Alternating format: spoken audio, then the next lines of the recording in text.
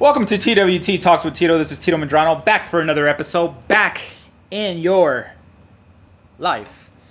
So today we're going to talk about just post UFC 318. Mainly, I'm just going to talk about the main event, Max Holloway versus Dustin Poirier, the trilogy, part 3 for the BMF belt. We know there was a lot of going on in this fight. You know, Dustin Poirier, his final fight, his last dance. Max Holloway trying to avenge the loss that he had against Poirier prior to his UFC debut, and last time they fought for the UFC lightweight interim belt. So there was a lot in stake. The fight, it was good. You know, both guys, I think the second fight was better, but this fight was good. Both guys, at this point, they know each other very well. They, fought each other the first time in 2012 when, Max Holloway was a 20-year-old guy that made his UFC debut. Then years later, they fought each other in 2019, and then they fight each other in 2025. So pretty much a 6-year spam from them, from a 13-year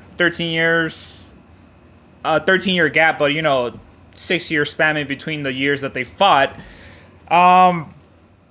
So let's get to the fight. First round,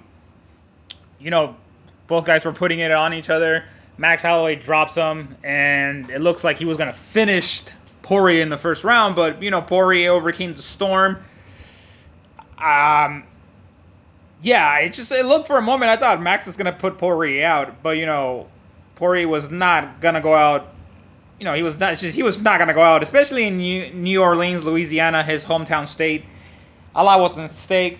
Second round, because I did rewatch this fight again. The second round, I feel like Max was dominating that second round until he wasn't. When he got dropped by Poirier, Poirier went for the guillotine. He's been trying to get that guillotine for the last couple of fights. He's been trying to get a gilly win.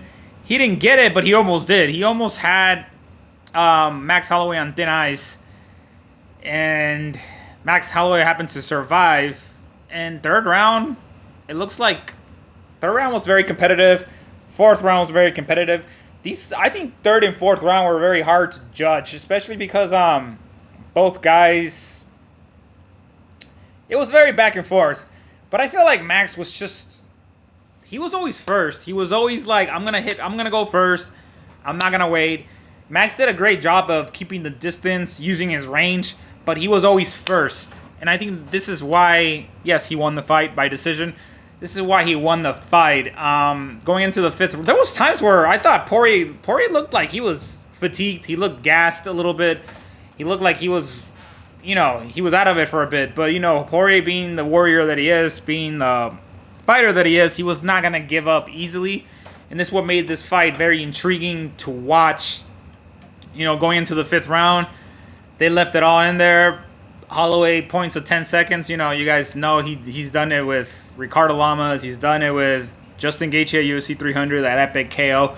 He's doing it again with I believe he did it with Poirier. I think in the fifth round they were pointing the finger, but it wasn't the last 10 seconds, to be honest. So he did it. He got the better of those exchanges. We saw that Dustin was just covering up because he even said it in Ariel Helwani interview. He didn't want to get caught like Gaethje. But yeah, there's no doubt that Holloway won this fight. And I know people are going to say it was close. Was it really, though? Because I feel like Poirier did have moments in this fight. Don't get me wrong, he did. But I feel like Holloway just did enough to win this fight. I know Dustin, once he announced his retirement, he talked about it. He thought he had a 2-2, but then having the interview with Ariel Helwani, he said that I honestly thought that I didn't do enough in that fight to win it. So he agrees that Max Holloway did win that fight. Dustin Poirier, that was his last fight. I don't see Dustin Poirier coming back. What would make sense for Poirier? Maybe a trilogy with Gaethje, maybe a rematch with Oliveira. But let's be honest, those fights at this point in his career, he doesn't need those fights. He really doesn't. I feel like Dustin Poirier, he's in a place where he doesn't need to fight anymore. He's well established. He has a baby on the way with his wife. They're going to have their second child. He has his daughter. Like he said, he wants to one day walk his daughter to the altar when she gets married. So, I mean, Poirier's thinking future. He's thinking now. And fighting, he's always going to be a fighter, of course. That's what he's known for. That's his DNA. But he doesn't need to fight. I feel like Poirier, he's going to live a good life without fighting. He has the good fight foundation. He has other businesses on the side, too. So, the guy, he's set. He's set. His family's set. He doesn't need to fight anymore. I mean, as a fan, you want to see him fight a couple more times, but at the same time, you gotta put yourself in their shoes, and their family shoes, and their coach's shoes.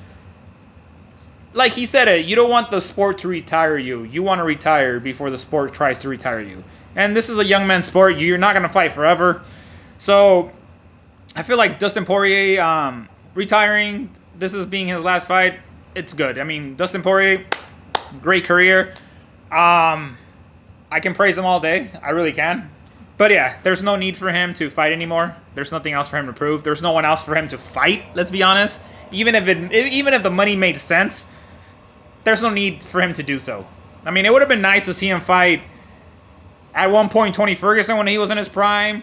Nate Diaz, that fight was always there. I wish they would have done that fight. Maybe when it would have been awesome to see him fight Cowboy when Cowboy was killing it during that time.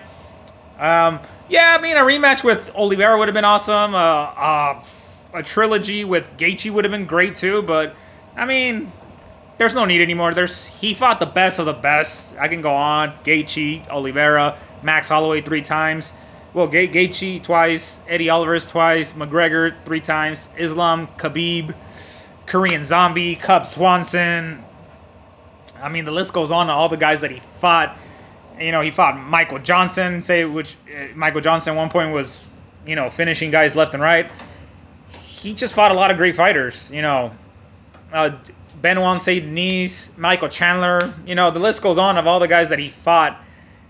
And win or lose, he was always an exciting fighter. Let's not forget the fight that he had with Dan Hooker, probably arguably one of the best, probably the best fight in 2020, if you ask me, during the pandemic. So yeah, great career for Dustin Poirier, and just because he retired doesn't mean I'm not gonna talk about him. So just letting you know, I will do something for Dustin Poirier very soon. So stay tuned for that.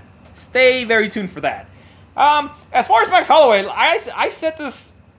I didn't talk about this fight much because I had the whole pro wrestling thing going on of all these events that I had to cover. But I said that Max Holloway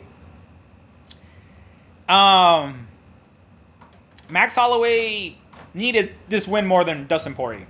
Because all the attention wasn't Dustin Poirier because, his retirement, they were fighting in Louisiana, New Orleans, him being from Lafayette, Louisiana, the Max Holloway needed to come into enemy territory. Obviously these guys respect each other, but it's enemy territory. Like when he fought Jose Aldo the first time for the belt in Brazil, he needed to win this fight. Because I feel like Max Holloway put that pressure on himself where he's like, I'm not going to lose to a guy 3 times again. He already lost to Volkanovski 3 times, which we all know, which I believe he won the second fight. But that's another story for another day.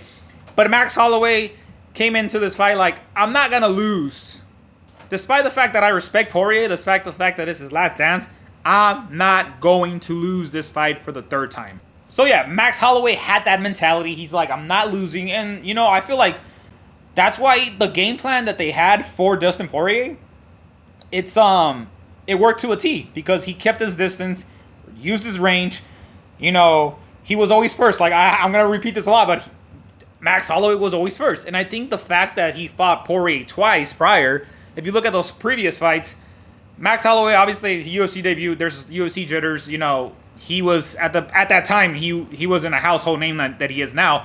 Second fight, he was the UFC featherweight champion, but it was the first time that he fought at the lightweight division, so a lot of adjustments that had to be made in that to make that move. And, obviously, he just had to adjust himself to the weight class. And I feel like he wasn't first in that fight. I feel like Poirier was the better fighter that day, and he won the interim belt that day because he had the more power punches, and he was always first. But I feel like Max Holloway always had that volume. He's always been a volume puncher. Max Holloway, what I learned about this fight and what the game plan was, I don't know. I don't know the game plan. Obviously, him and his coaches do. But I feel like from a viewer that's seeing it from the outside, Max Holloway was like, if Poirier's gonna throw 5 punches, I'm gonna throw 10. If Poirier's gonna throw 10 punches, I'll make sure I turn 20. Well, he always wanted to be the one that was throwing more punches. And you look at the significant strikes, Holloway had more punches than Dustin Poirier. And does that mean that you're guaranteed to win the fight? No, it does not. But you got to see it from the statics. You got to see it from the statistics. Holloway was just throwing more punches. He was throwing more punches. He was keeping the range, and he was just keeping his distance. I think Holloway continues to have fights like that. He's and especially in the lightweight division, because I feel like this is the division that he needs to stay at this point in his career, being 33, soon to be 34 in December. Holloway, this is the weight class that he needs. And obviously, this fight was going to be war. It was going to be a war. And Holloway, victorious, gets that revenge back. Well, I wouldn't say revenge, but gets that win back, because he did lose to the guy twice. He's not going to lose. He does not want to lose to him for the third time. So Holloway gets that win back. What's next for Max Holloway? He wants to fight Ilia Topuria for the UFC lightweight title. Is he in a good position to do so? Yes and no. And here's why I say yes and no. Max Holloway did lose to Ilia Topuria. He lost to him in the featherweight division. Max Holloway, I'm not gonna use the word deserves to fight Ilia Topuria, but Max Holloway should probably fight one more time, maybe defend the BMF belt against Charles Oliveira. I think that's a fight they should make. Charles coming off from a loss, and versus Max Holloway, that would be a good fight to see. But I feel like Max Holloway should not get the title shot right away with Ilia Topuria. I do want to say this. Do Max Holloway's chances increase more if he fights Ilia Topuria at the lightweight division? Yes, it does. Because I feel like Max Holloway, the guys that he fought so far, Gaethje and Dustin Poirier, and the lightweight division, he's fighting power punchers, good fighters, former interim champions, both of them. And I'm not comparing any fighter to any fighter, but Max Holloway has done a good job of adjusting himself to the weight class and adjusting himself to the division. And I feel like Max should probably continue to explore that with either Charles Oliveira, Michael Chandler. Because I feel like I'm not gonna put Charles Oliveira over Arman Tsarukyan.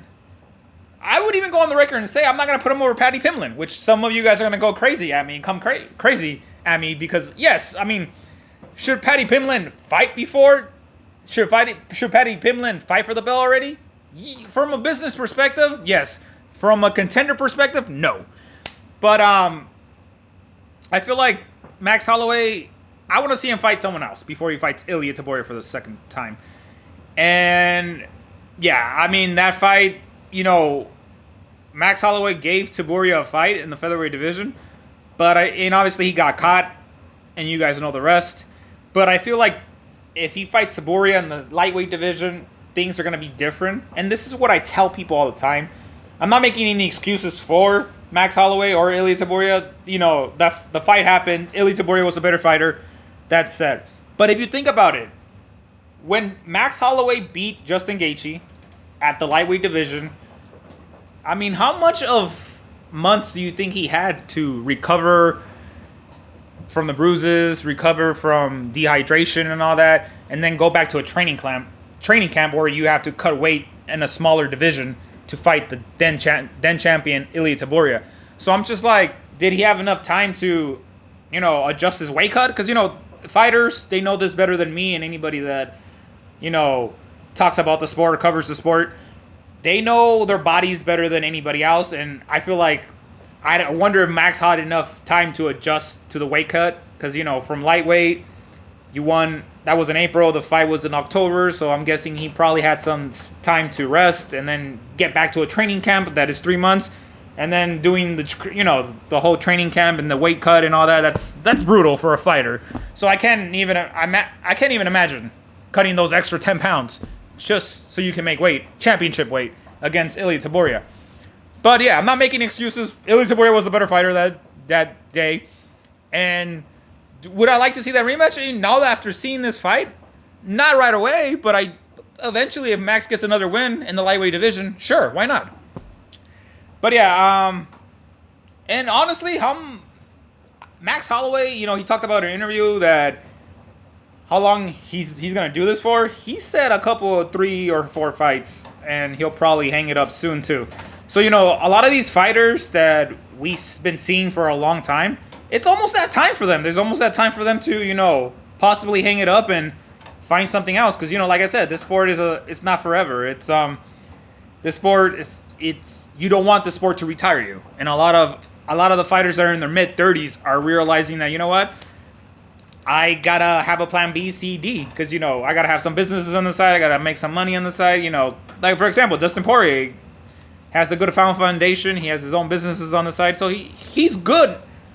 It's a good decision that he retired. You know what I mean? Some fighters don't have that luxury coming in. You know what I mean? So a lot has to do with businesses and networking. All right, so yeah, that's my take on the main event. What do you guys thought of it?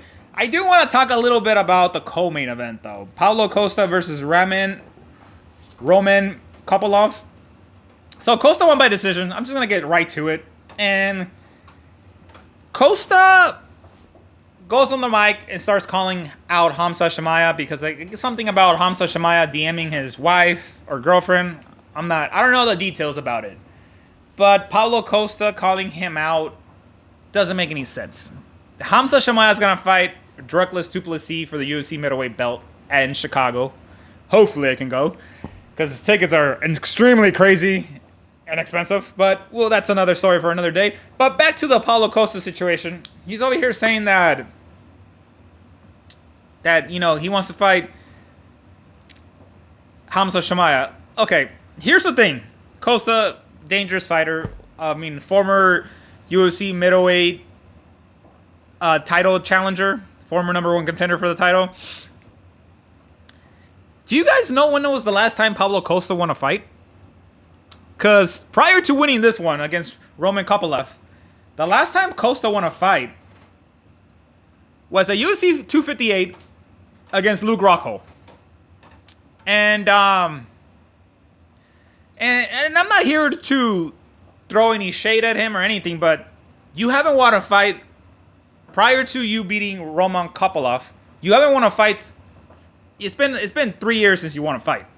And I get it. There's injuries. There's, people pull out of fights. But prior to beating Luke Rockhold, I'm looking at his resume right now.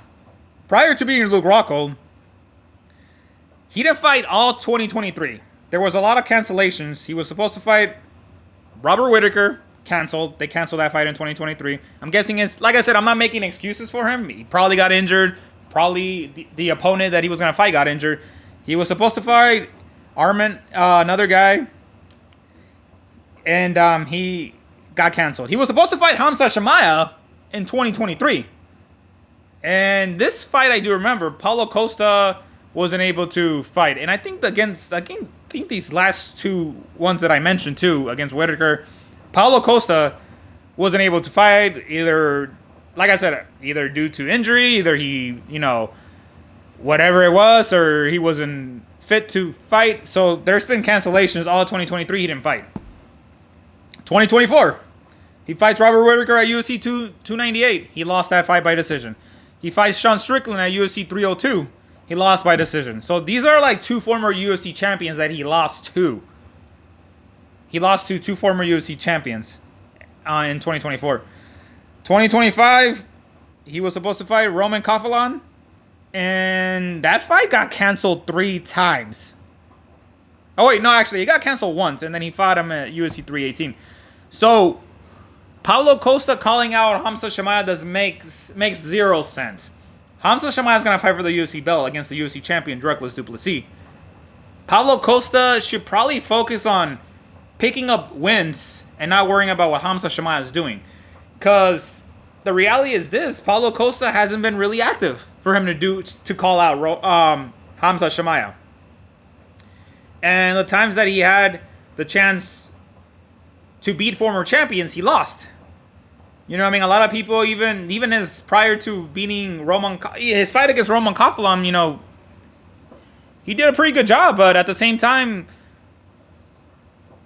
it wasn't really the most impressive win, and that's no knock on him. It's just like that's just what I saw as it wasn't the most impressive. Even his win against Luke Rockhold, a lot of people were expecting him to finish him, or they were expecting a finish in that fight. And Luke Rockhold, I believe, was 3 years of not fighting. You know what I mean? And I think he was on a 2-3 fight losing streak. It's been a while since I, this fight was a long time ago. So I mean, like, he won by decision, and there was times where he was in danger in that fight. There was times where I thought Luke Rockhold was gonna turn it around. And no, I mean he won that fight, but at the same time, people expect Paulo Costa to make a statement, and he hasn't really done that lately. You know what I mean? Even to losing to Strickland and Whittaker, we know that he lost to Israel Adesanya. When Israel Adesanya was the UFC champion, he lost to Marvin Vettori. And by the way, when he fought Marvin Vettori, he didn't even make weight. They had to do the fight at the UFC light heavyweight division because he couldn't even make 185. So, I mean, and he was supposed to fight Hamza Chimaev in 2023. And that fight got canceled due to Paulo Costa, whatever reasons he had, it got canceled. So I'm just like, why are you bothering calling Hamza Chimaev? Just because that little issue that he had with him? Or, these guys obviously don't like each other, but at the same time, focus on winning fights first and then put yourself in a situation where you can fight him or either Dricus du Plessis if he's the champion. But Paulo Costa hasn't really done that. Like I said, it's been since 2022 since he got his first win. It's been 3 years since he got another win. He finally got a win here. I think he should just focus on continue to win fights instead of calling out Hamza Chimaev. Like, Hamza Chimaev is not even thinking of you. Hamza Chimaev is thinking of being UFC middleweight champion. And even if Hamza Chimaev does win the belt against Dricus du Plessis, you are probably not the first guy that's going to be on that list for him to fight for the belt. For him to fight for the first title defense. Just letting you know, man. Just letting you know. But yeah, with that being said, guys, thank you guys so much for tuning into today's episode. It was a very short one, but it was a good one. Next week, what we're going to talk about, I'm just going to have to surprise you. UFC 318, what do you guys thought of it? Did you guys enjoy it? Did you guys like it? Did you guys like The Last Dance of Poirier? Yeah, I don't know. Comment below. Subscribe to YouTube. Subscribe to Spotify. What are you guys waiting for? You guys know you want to. And I'll see you guys in the next episode. You guys take care. Goodbye.